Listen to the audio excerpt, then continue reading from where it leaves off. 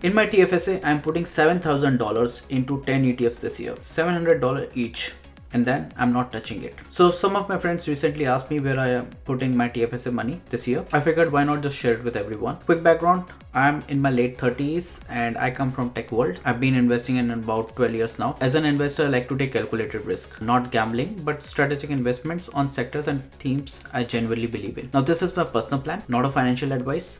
So please do your own research before you invest in anything. Alright, so here's the plan. All 10 of my picks are ETFs and I'm going to put $700 into each one. Some of them are in USD dollars, so comes about 500 USD. Just keep that in mind when you're looking at prices. The whole strategy is set it and forget it. Now, what are these 10 ETFs? Before we dive in, let me share the first 5 are tech and US market heavy to tap into the growth. The other 5 are there to bring the balance to the portfolio.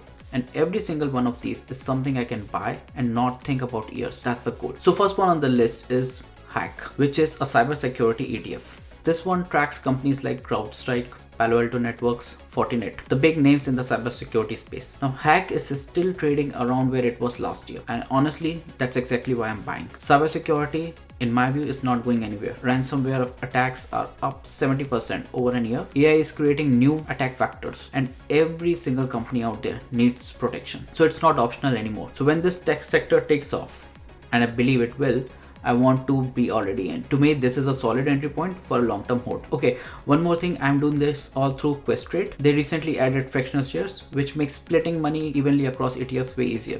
I'll drop my referral link below. And if you plan to sell these down the road and want an easier way to convert back to Canadian dollars, I'll highly recommend Interactive Brokers. Their forex rates are way better than compared to Questrade. I'll put that link too. And yeah, nobody sponsored this video. The second one on our list is Sky, which is a cloud computing ETF. It gives me exposure to cloud infrastructure. Think AWS, Azure, Google Cloud, plus a bunch of SaaS companies. So I see this firsthand every day.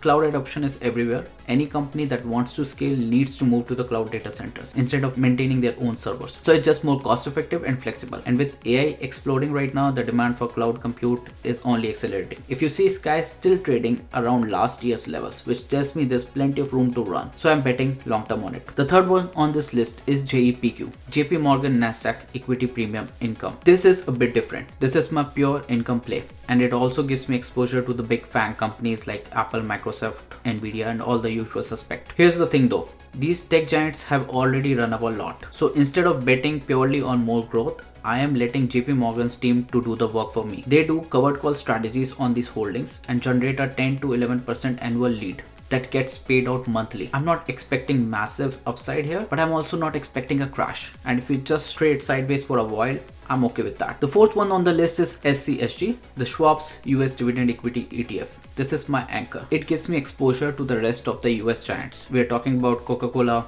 Pepsi, Home Depot. These are companies with 10 years of consecutive dividend payments and rock solid cash flow. The expense ratio is just 0.06%, which is basically nothing. These are the businesses that pay you to hold them through the volatile period. The fifth one on the list is IHF, iShares US Healthcare Providers ETF. Now within the US, there's one sector I think has real value but has not gotten much love from the investors lately, and that's healthcare. IHF holds companies like United Health, Elevance, Cigna, HCA. These are basically the toolbox of American healthcare system. Here's some stats.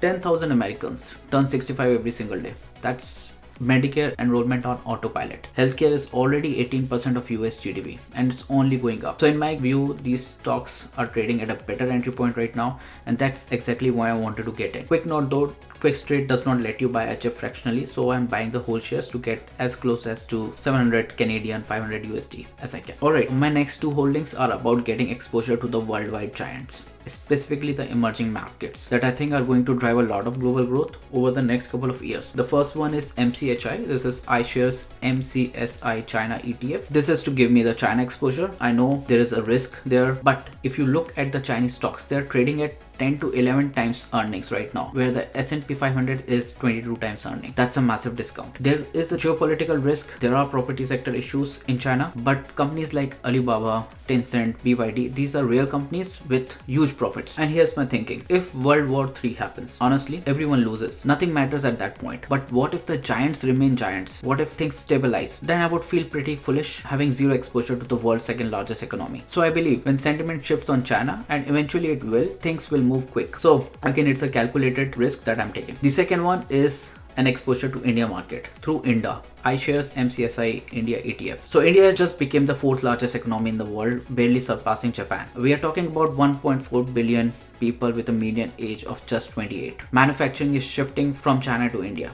When it comes to Apple, Samsung, Google, GDP is growing at 6 to 7% annually. So again, India is purely the bet, just like China, where I wanted to stay invested for longer term. Alright, let's come down to the last three, and they are a bit different. They are my hedges that gives me global exposure and not tied to any single currency or single market. The first one is ZGLD, BMO Gold Bullion ETF. This one does not need much explanation in my view. We all know China, Russia, India, they are all loading up on gold. My reason is simple. It's an insurance against currency devaluation. And I'm not buying gold mining stocks. ZGLD is a stock where BMO basically buys real gold bullion and keeps there in the vault, and they lets out at ETFs for retail investors for us to buy. Simple as that. The next one on the list is silver, which is ticker symbol SLV, iShares Silver Trust, and this is purely because of the industrial demand. Be it solar panels, EV, electronics, they all need silver, and that demand is growing. Now for anyone who wants a more growth oriented stock pick, you can consider SOXX, which is a semiconductor ETF. I'm not investing in that because I believe I already have 50% exposure to tech and AI with my other holdings. So silver gives me the balance. And finally on my list is etc.to, which is Evolve Cryptocurrencies ETF. This is a Canadian listed crypto ETF that gives me exposure to Bitcoin, Ethereum, Solana and XRP all in one fund. And this is weighted by market cap. Because it's Canadian, it's TFSA eligible, which is something great. And now why I'm investing in crypto. Here's how I think about it. If I look at countries like Venezuela, Argentina, Zimbabwe, places that have experienced massive inflation, people who held the local currency, they lost everything. But people who held the crypto, they preserved their wealth and are actually doing day-to-day transactions in crypto. So it's not just theoretical anymore. There's a practical use case of Bitcoins and crypto. Having said that, this is my long-term bet. I see potential in crypto as an alternative. Is it risky? Absolutely, but that's the calculated risk I'm willing to take for the potential upside. Alright, one more time, this is my personal investment plan. I'm not a financial advisor, so please do your own research before you invest in anything. And this is my first video. If you liked it, hit that like button, drop a comment. That's just my validation to keep going and share more content like this one. And I'll see you in the next one. Take care. Bye.